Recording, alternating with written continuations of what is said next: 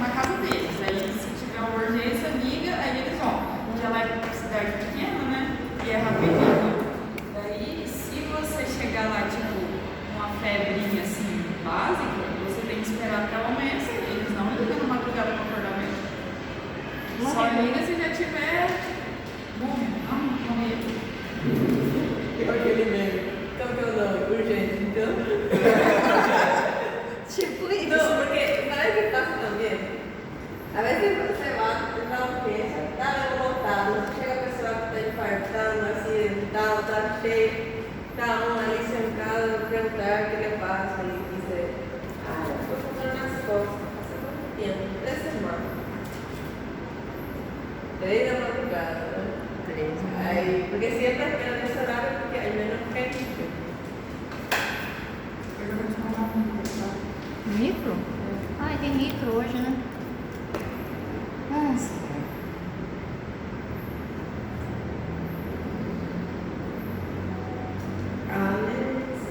Liga de novo. Peraí, já é cortado. Eu tô uma aluna que chamou Bruna, ela falou assim que ela não é porque ela tá ruim de saúde, uma gripe muito forte. Mas ela veio, fez prova, parece que deu perverso e ela ficou. Você sabe isso? Pode mandar. Segunda-feira vou ter que acordar de madrugada. Ah, não, né? Não, esse é tarde. Maravilha.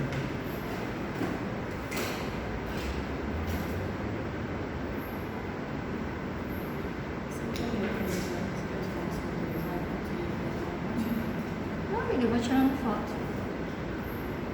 Obrigada. Olha, ontem eu peguei e falei assim, eu ia chegar e terminar o questionário.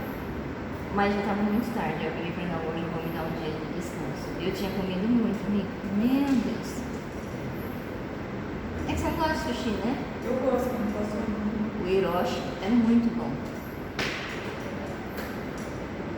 Eu como, mas eu não sou assim, amado, não é que, nossa, vontade de comer um sushi. Nossa, eu troco no churrasco. Eu me voy allá en China, Brasil, e o que eu mais como de novo são os... Sim, tem frango, tipo... Tilápia. Não, frango. Frango? Sim, porque aí tipo te dá a parte de sushi e também tem como... É tipo isso, de frango. É, mas vai lá. Sério, doutor? Sim. Nossa, eu comia também. Mas también pruebo los otros, pero como dije, yo no soy amante de esa precio, ¿no? Porque tiene que tipo, así me encanta, ¿verdad? E eu Ahí- troco. Sí, a mí me gusta más porción, me gusta más hamburguesa, pizza, comida, esas cosas, pero sushi voy también. Y ahora a gente tinha combinado, né? Justamente, eu e o Dr. Carlos, isso, que uma vez no mês a gente ia em comer sushi, né? Bom, a gente começou em janeiro, né? Então a gente foi. Nunca mais, já tá em maio.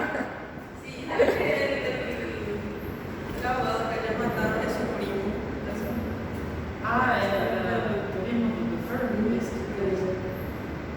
Bueno, buen día, ¿cómo están? ¿Todo bien? Sim. El día de hoy vamos a estar empezando a hablar sobre lo que sería la enfermedad de Chagas, una enfermedad infecciosa muy frecuente en ciertas partes de nuestra localidad. Acá, por ejemplo, nosotros no hay muchos casos, pero en la parte de zonas donde hay chacra y todo más, es más frecuente. Vemos que esta enfermedad fue descubierta en el año 1909 por un médico investigador brasileño que era el doctor Carlos Justiniano Chagas. Justamente por eso es que el nombre de enfermedad doença de Chagas es llamado de esa manera porque fue el descubridor de lo que sería esta enfermedad. Descubrió justamente en ese año en Minas Gerais cuando empezó a aparecer casos donde el paciente aparecía el paciente, acordaba nomás, tenía el ojo hinchado, azulado, entonces le llamó bastante la atención. El paciente tenía eso después la clínica, entonces empezó a estudiar y vio que era una enfermedad causada por lo que sería un parásito. Y vimos que después se fueron estudiando más la clínica, el tratamiento, hasta que hoy en día conocemos una tenemos una información mucho más profunda de esta enfermedad. Vemos que la enfermedad de Chagas también se conoce como tripanosomiasis americana. Esa tripanosomiasis americana en algunas literaturas donde la enfermedad de Chagas tenemos con este nombre. Y vemos que si esta enfermedad no se realiza su tratamiento de forma adecuada y de forma rápida, vemos que el paciente puede llegar a morir porque va a tener complicaciones este paciente. Este paciente puede tener complicaciones a nivel cardíaco, a nivel del esófago y también el colon del paciente va a estar yéndose afectado en esta enfermedad. Vemos que va a ser causado por un protozoario que es el Trypanosoma cruzi. Entonces, escuchamos el nombre del Trypanosoma cruzi y ya tenemos que estar pensando en doença de Chagas. Es un tema que cae bastante en regalida, por eso es que yo siempre no había en el programa.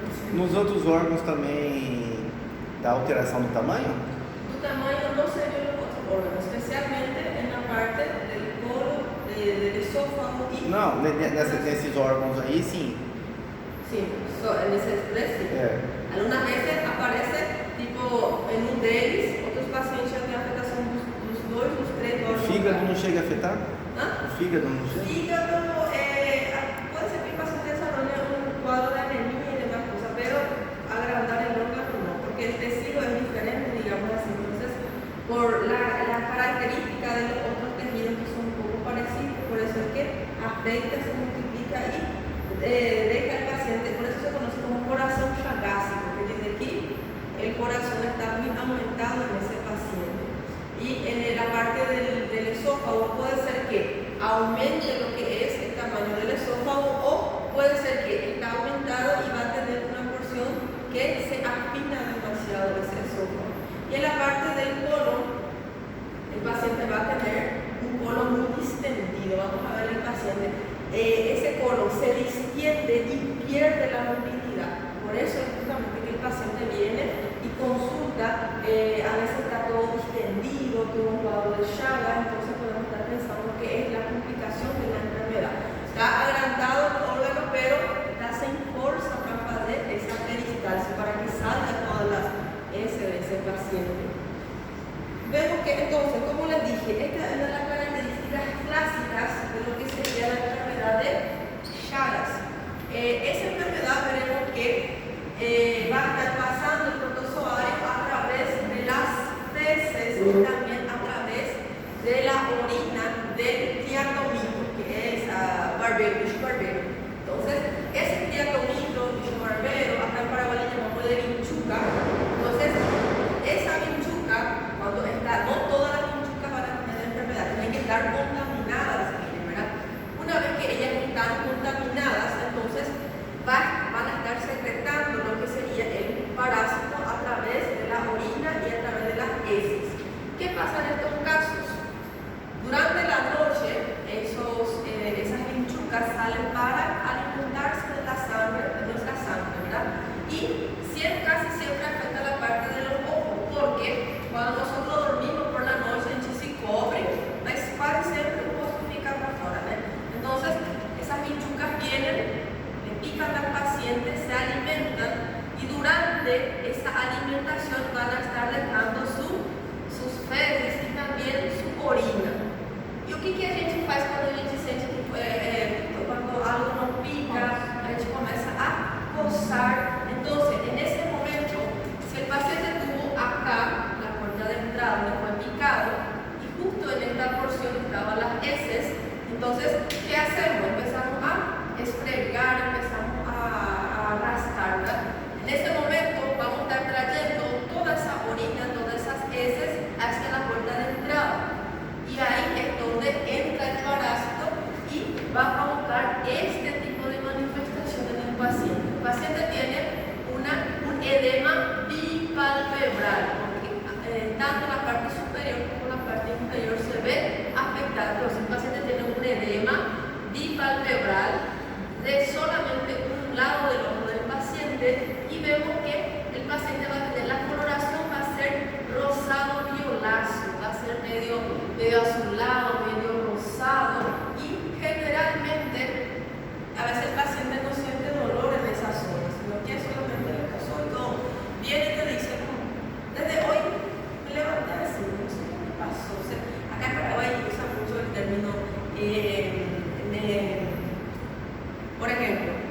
cuando yo me levanto recién estoy con el cuerpo más caliente.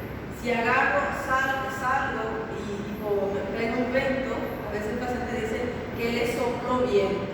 El ojo, la parte a veces tiene una contractura, la pasada. Luego tuve una que faltó justamente a clase porque dijo que le había soplado viento, ¿verdad?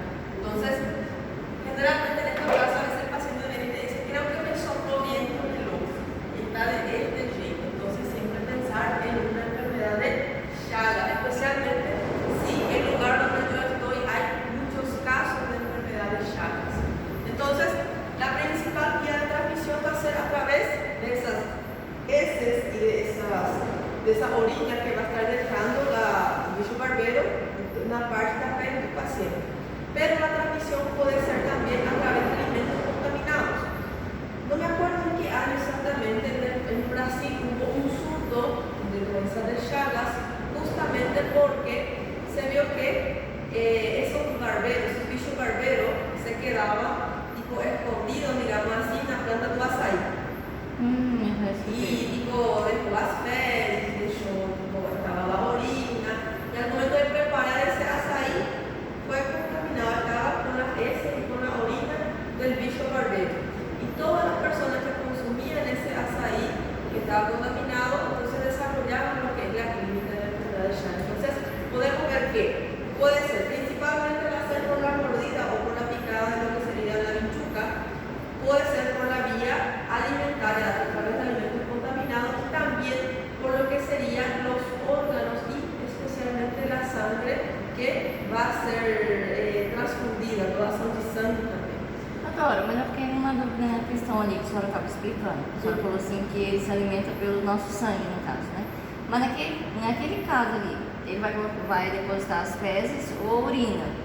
Qual parte ali entra essa parte que ele está se alimentando do sangue? Não entendi. Não, porque vai ser a porta de entrada, vai ser a abertura que ele deixa, porque não apenas essa parte do olho, pode ser a parte da pele também. Não, mas então, só ele pica, então. Ele vai estar picando, e succiona, vai estar chupando a sangre, digamos assim. Entonces, va a dejar una abertura, ¿no? Entonces, a través de esa abertura es cuando a gente faz isso, a gente vai estar trazendo todas as fezes dessa abertura e o paciente desarrolla. Mas doutora, também poderia assim, na hora de coçar, pode machucar e lesionar e pode contaminar também, né? Sim, pode contaminar. Não só pela onde picou, né? Sim, pero generalmente porque picou, porque quando a gente coça, é raro que a gente está tirando, digamos assim, uma parte da pele. Esto es lo que nosotros vamos a estar llamando de signo de Romaña. Signo de Romaña es característico, es para cerrar diagnóstico en enfermedad de Chagas.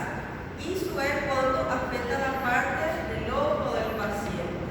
Ahí después vamos a tener también el chagoma. Chagoma voy a ver en la piel del paciente. Chagoma va a ser también un edema violáceo, igualito esto, pero en la parte de la piel del paciente, donde él fue picado, después se quedó ahí las heces, se quedó ahí la orina y a la hora de coçar entrou en la piel del A pele paciente. fica como se fosse uma picada de pernilongo, assim, fica inchadinha. Fica quase igual assim. Ele fica Bem aumentado inchado. o tamanho, bem inchado e medio azulado, medio lilás.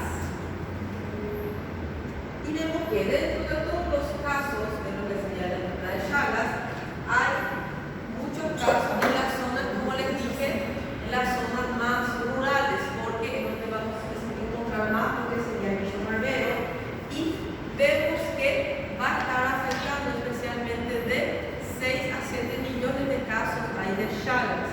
Vemos que encontraremos en lo que sería la América Latina, especialmente tenemos 21 áreas que van a ser en zonas endémicas, donde hay muchos casos, digamos así, no es que hay muchos surtos, y vemos que se van a estar transmitiendo especialmente a los seres humanos, principalmente por las heces y orinas contaminadas de ese bicho barbero que se llama triatomíneo, y vamos a ver que también se conoce como, comúnmente se conoce como vinchuca, chinche o besuconas también. Besuconas porque van a estar tienen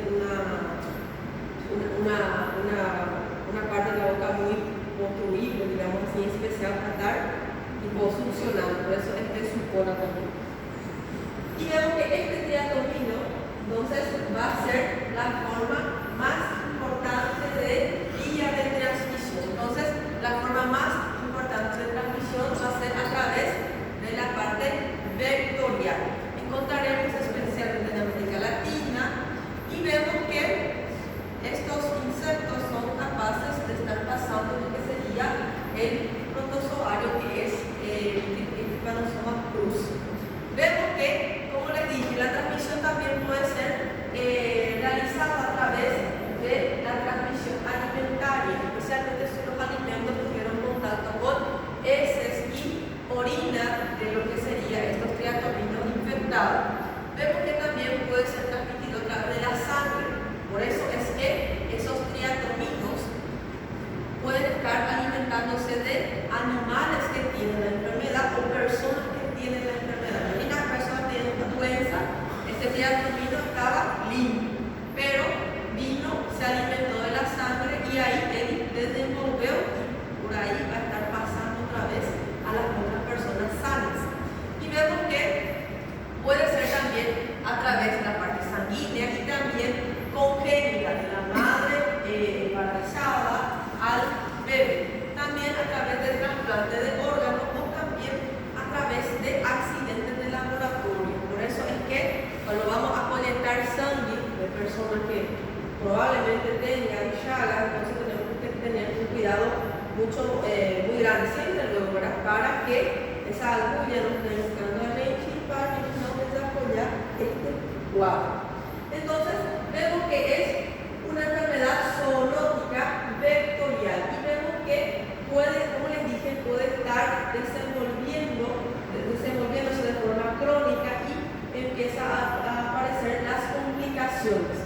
Podemos llamarle también que en la mayoría de los casos, cuando se cronifica en el paciente, podemos ver en los pacientes inmunocompetentes, que son las personas sanas, y va a estar actuando de forma oportunista en los pacientes que tienen inmunidad baja. Por eso es que en el paciente que tiene HIV, por ejemplo, el cuadro puede ser mucho más grave y puede llevar a la muerte al paciente, porque afecta la parte del corazón, afecta la parte del esófago, la parte gastrointestinal de los pacientes. Y vemos que el paciente entonces puede llegar a la cronificación. Vemos que esta enfermedad tiene tres etapas. Tiene una etapa aguda, es cuando empieza a aparecer los síntomas. Por ejemplo, aparece el síndrome de Romaña, el Chagoma, otros síntomas generales. Después tenemos la indeterminada. Esa indeterminada va a ser cuando prácticamente no hay muchos síntomas apareciendo activamente. Es como si fuese, la persona parece que me lloró, pero después empiezan las complicaciones en la fase crónica, la afectación gastrointestinal, cardíaca y del esófago del paciente. Vemos que el 30% de los pacientes que desarrollan la forma crónica van a estar teniendo afectaciones cardíacas. El 10% de los pacientes acometidos van a estar presentando afectaciones digestivas, neurológicas y muchas veces las alteraciones pueden ser de forma combinada. Doutora, na fase aguda acontece o quê? Aparece o Chagoma, aparece o síndrome de Romaña, aparece la fiebre del paciente, va a aparecer los síntomas de la fase activa. En el indeterminado, a veces parece como si fuese un pedido de llanero, cuando aquí no es tan grave la sintomatología, a veces no tiene el paciente síntomas, porque está preparando la bomba final, que es la fase crónica donde aparecen las complicaciones. Y vemos que estos pacientes van a estar necesitando lo que sería tratamiento específico para evitar estas complicaciones o tratar esas complicaciones Los mecanismos de transmisión, como digo, el más importante, el más frecuente va a ser la forma vectorial, a través de la vinchuca, a través del bicho barbero, que va a ser contaminado, pasa la enfermedad al paciente sano y el paciente va a estar desarrollando lo que es el cuadro clínico. En los casos, la alimentaria. Entonces, la prueba. ¿Cuáles son las vías de transmisión de Chagas? Pensar primero no bicho barbero, no bichinho. Aí depois, vou sair. Você vai ser alimentaria também. A mamãe que pode passar para o filho, através de acidentes de laboratório, através da transfusão sanguínea, trasplante de órganos. Entonces, todo eso van a ser tipo, digamos así, de mecanismo de transmisión. Doutora, quando fala de protozoário, não tem cura? Protozoário, não todos não van a poder curar, não se tiene. Tipo assim, às vezes pode ter cura, mas não vai ter reversão do que foi feito o estrago. Tipo assim, O estrago, neste caso, já não há mais volta, digamos. tipo assim, o do Chagas consegue matar o protozoário, mas só que os danos ficam permanentes. Fica permanente. E protozoário controlado também, por exemplo, a diagnostic protozoário não leva à morte se o paciente se cura, tiene tratamento y tiene cura. Pero en el caso de Chagas, afecta el organismo del paciente, si el paciente empieza a desarrollar los cuadros clínicos, la cronificación, por ejemplo, a gente trata, a gente pode eliminar, digamos assim, el microorganismo, pero os danos que já foram feitos não conseguem reverter. E acá tenemos el teatomino, que era o bicho barbero. Y después vemos que ¿dónde voy a estar encontrando esos insectos? Esos teatominos voy a estar encontrando en lo que serían las grietas. ¿Qué serían las grietas? Las rachaduras que a gente ve, por ejemplo, en las paredes. Esas rachaduras, especialmente en las fazendas, en los lugares donde la fazenda, la chacra, los lugares más distantes, digamos así, donde hay más bosques y todo más. Entonces, en esos casos encontramos en las grietas de las paredes y en los huecos también. Los huecos de las paredes también no está. Durante el día ellos van a ficar ali isolados, van a ficar ali todo guardadito, pero cuando llega la noche, cuando no hay, está todo silencio, salen para alimentarse. Por eso es que el paciente va a estar amaneciendo, digamos así, con esa afectação na parte do olho da pele. Você vive calor para eles não tem diferença ou Não tanto. Pero generalmente durante o frio, prefere mais animais, digamos assim, né? Porque é por el frio, la casa e todo más. E vemos que encontraremos também nos telhados das casas, cada casa, especialmente aquelas casas que são com teto de capim. Não é capim, aquelas casas que tem. Pau a pique. Isso mesmo. Aqueles que são de.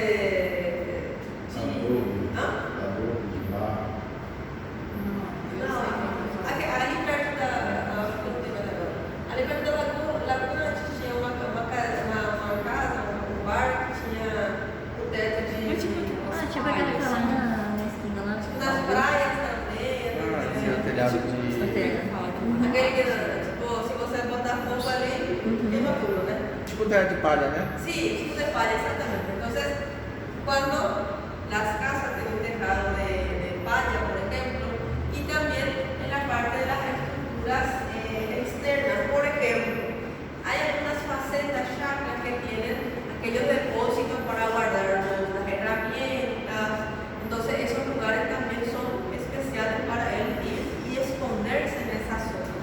También, lugares de gallinero, donde están las galinas, los corrales de vaca, los chiqueros de la vaca, del cerdo, y también los almacenes que van a ser depósitos donde se guardan las herramientas, la comida de los animales, especialmente en la parte de las zonas rurales y las zonas suburbanas.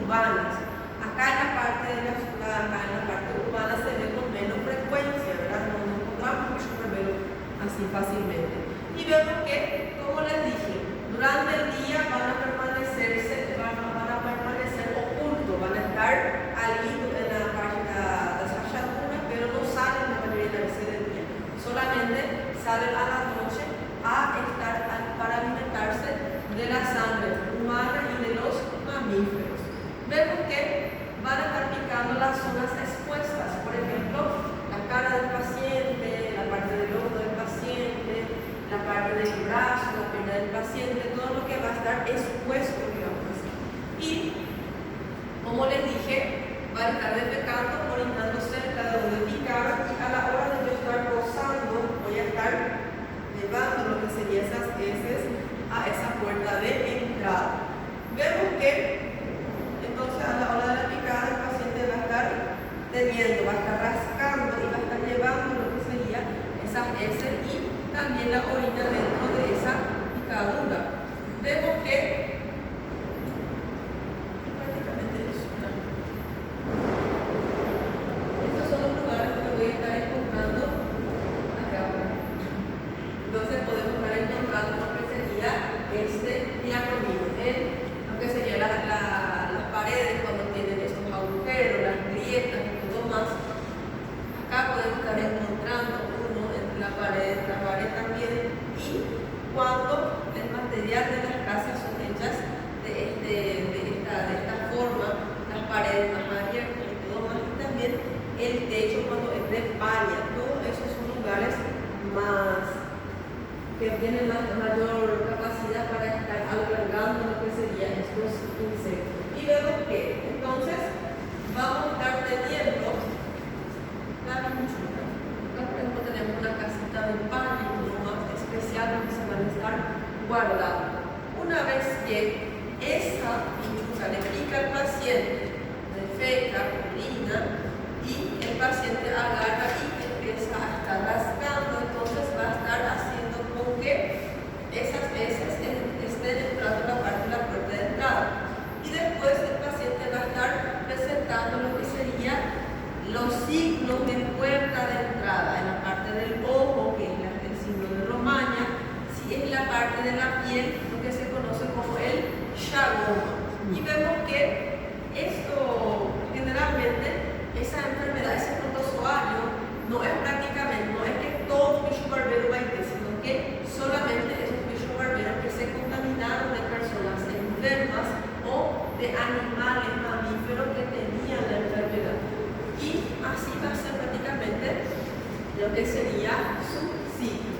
Dentro de lo que serían los mamíferos, de los huéspedes que están encontrando, el hombre, nosotros por ejemplo, animales domesticados y animales silvestres también pueden estar albergando lo que sería el protozoario. Y en la parte del ciclo entonces vemos que las chinches besuconas van a estar teniendo en sus heces, en su orina, lo que sería el protozoario, lo que sería el tricomastigote. Entonces, deja el tricomastigote a la hora de defecar, a la hora de orinar, y vemos que ese tricomastigote va a estar entrando a la hora de estar rascando, entra a la parte del organismo del paciente, y vemos que esas chinches, bicho barbero, va a estar viviendo en lo que serían las grietas que van a ser las rayaduras de pared, y también vemos que en la parte de los huecos o de las casas. La enfermedad va a estar afectando especialmente a las personas que viven en zonas rurales, porque como les dije, en esa zona vemos con más frecuencia. Ya acá en la parte urbana se ve con menos frecuencia. Y también se dice que es una enfermedad que afecta tanto a personas rurales como también personas rurales y pobres, digamos. Acá podemos ver la chinche que estaba limpia, infectada, le pica al paciente enfermo, y ese paciente enfermo le pasa la enfermedad a la chinche. Esa chinche infectada le va a picar a la persona sana, y la persona sana va a estar desarrollando lo que es el cuadro clínico. Este sería prácticamente todo lo que es la parte del ciclo en el ser humano y en el bicho barbero. En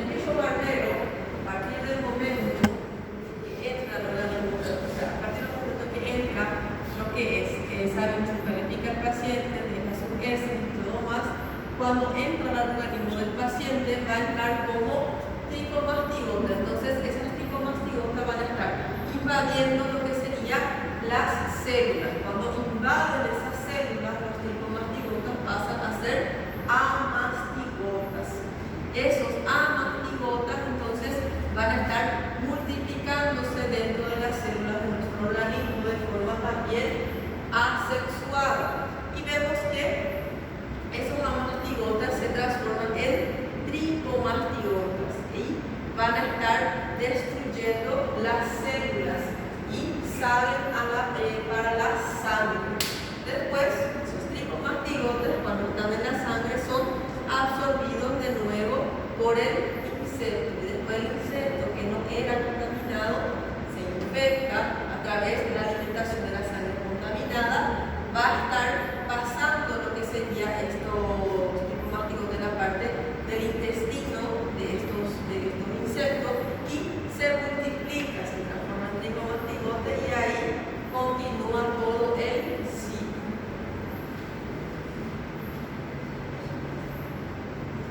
Dentro de las fases, como vemos, vamos a tener la fase aguda, también la fase intermitente, digamos así, donde el paciente parece que mejoró, y la fase crónica. En la fase aguda veremos que el paciente va a tener un periodo de incubación. A partir del momento que se le picó al paciente lo que es este insecto hasta que aparezcan los síntomas, vamos a tener un periodo de incubación aproximadamente de 4 a 10 días.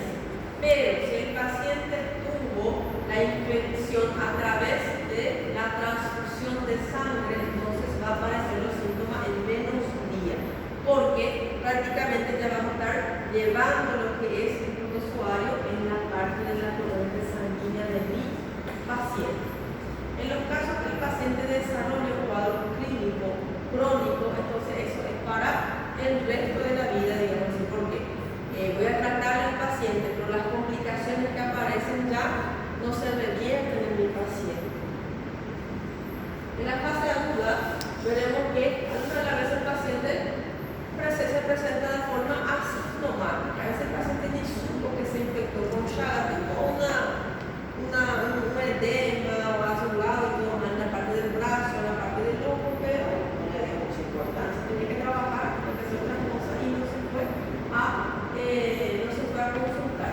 Generalmente esa fase asintomática es más frecuente en niños y jóvenes, pero cuando empiezan a aparecer lo que serían los síntomas, el paciente va a estar teniendo primeramente fiebre. El paciente tiene fiebre y van a estar presentando los signos clínicos de la puerta de entrada. ¿Qué quiere decir eso? Si es que entró en la parte del ojo, entonces va a presentar el signo de Romano.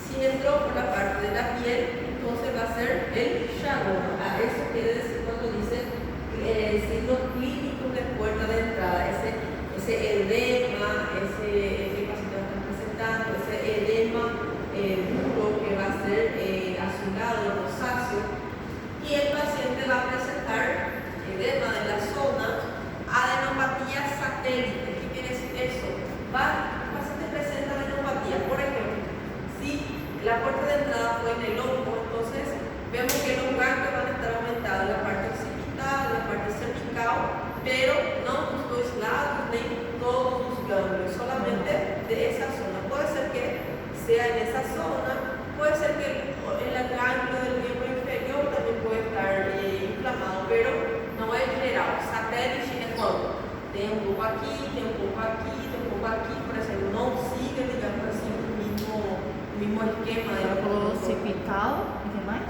Occipital, cervical.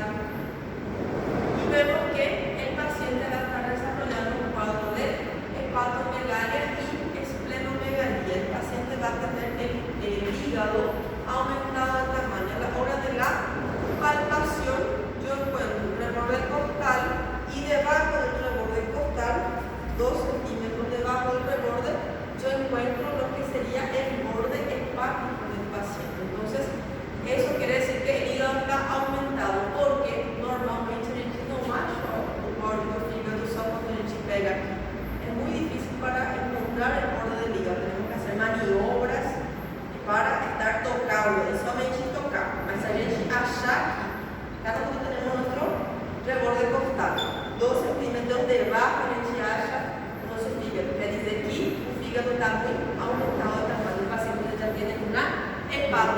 esplenomegalia. ¿Mm? Y la esplenomegalia va a ser aumento del vaso que el paciente va a presentar. Vemos que esa fiebre que el paciente presenta va a estar durando aproximadamente de 2 a 4 semanas. Y lo que llama la atención también que va a ser una fiebre irregular. Vemos que puede ser una fiebre continua y alta, pero puede ser que tenga picos.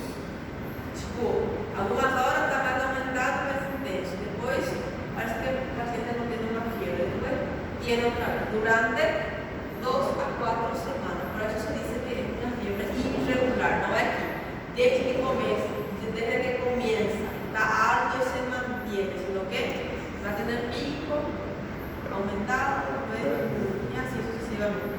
Y vemos que esos síntomas cuando aparecen se van a estar acompañados de anorexia, abstenia, el paciente va a estar todo molengo, el paciente va a tener dolores musculares, dolor de cabeza y en algunas ocasiones van a estar presentando también dolores en las articulaciones.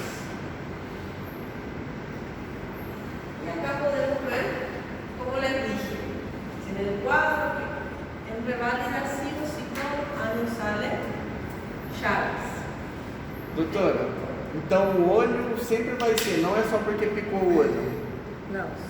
Se a porta de entrada é perto do olho. Mas se ele pode não só no olho, ele pode ser aqui, Pode, né? pode ser Ele na vai pele. Mas se picar aqui vai inchar. Sim, aí. Ah, não é porque picou aqui vai inchar o olho. Não. É só porque foi a porta de entrada ali. Ah. Quando aparece na pele, é porque a porta de entrada foi na pele, digamos assim. Mas na pele é chagoma. Chagoma, sí. Entonces, ¿cómo se va a estar caracterizando lo que es? Signo romaña, chagas, ¿verdad? Chagoma, chagas también. Entonces, vemos que el signo de romaña se va a estar caracterizando porque el paciente tiene edema bipalpebral, la parte superior y también la parte inferior. Va a ser de color rosado, medio violáceo, medio violeta, y va a ser indolor. El paciente no siente dolor y es duro. Cuando nosotros tocamos la región, está duro, edematizado, pero el paciente no siente dolor. Muchas veces por eso el paciente no se va a consultar. No, tipo, ay, no, ¿sabes qué? ¿Para qué puede? ¿Para qué puede que entró en un olho? No duele, no se va.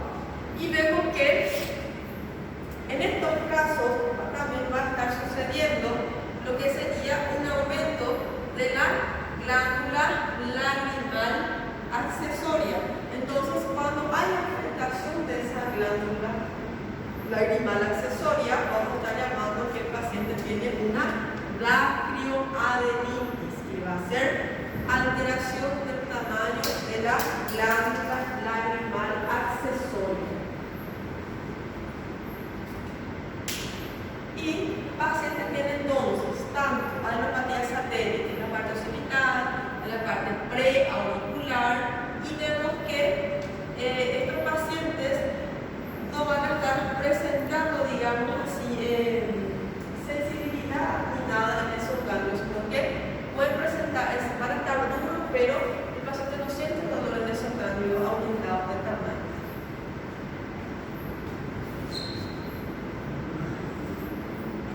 Y acá no parece muy bien, pero sería el chagoma, ¿verdad?